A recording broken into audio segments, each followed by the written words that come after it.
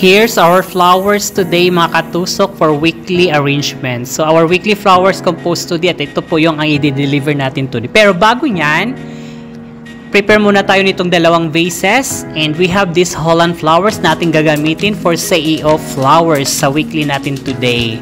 And samahan niyo po ako, arat na! And hello mga katusok, mega love shoutout everyone! And mega love shoutout po sa ating mga kapwa florista dito sa Riyadh, Saudi Arabia at sa ang sulok man ng mundo all over the world.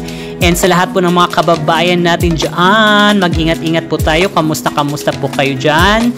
Best regards po sa inyong lahat. And yan lang po. So, just take our time lang po magtrabaho and let's pray always lang po para sa ating mga ginagawa. So, bago niyan mga katusok, and let me introduce to you sa mga bulaklak na ating ginagawa today. We have from Holland. So, itong purple na flowers na pataas mga katusok, that would be delphinium flowers. And we have also the brusca flowers, yung orange na parang rambutan.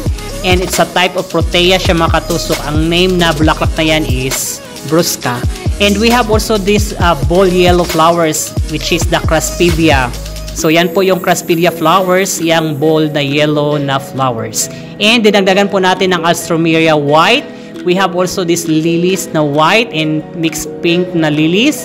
We have also this yellow solidago and our greens, the roscos flowers, para matabunan ang ating foam sa ilalim ng vase. So, ayan na po. Tapos na. And pinag-spray natin dyan para magiging still fresh pa rin siya mga katusok, parang ako lang fresh.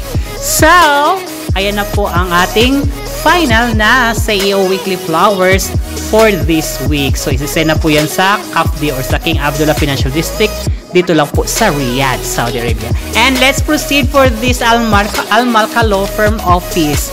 So, ilalagay ito sa conference table or sa meeting room nila mga katusok. So, mura lang naman ang paggawa nila dito every week. So, gumamit lang po tayo dito ng roses. So, okay lang po sa kanila na may roses at chrysanthemum. So, ayan po. We have the baby spray roses na double color pink. And we have the double color pink din na Kenya roses. And we have the white roses and the white spray rose also. And dinagdagan po natin ito ng local chrysanthemum na white. And we have the pink alstroemeria mga katusok. And nilagyan din po natin ng Kenya na double pink roses or the Kenya white roses. So, may mga greens din tayong dinagdag dyan sa pinakailalim, which is yung fern leaves ginamit natin and roscos mga katusok. So, ayan na po. At nilagyan natin ng tubig para hindi siya maubusan ng tubig, para hindi siya matitigang na parang ikaw lang tigang. And ito na po yung pinaka-final na weekly flower arrangement natin today. And isisend na po ito ng ating Kuya Arlie sa kanilang mga offices. Thank you for watching mga katusok. To God be the glory. See you next time. Shukran.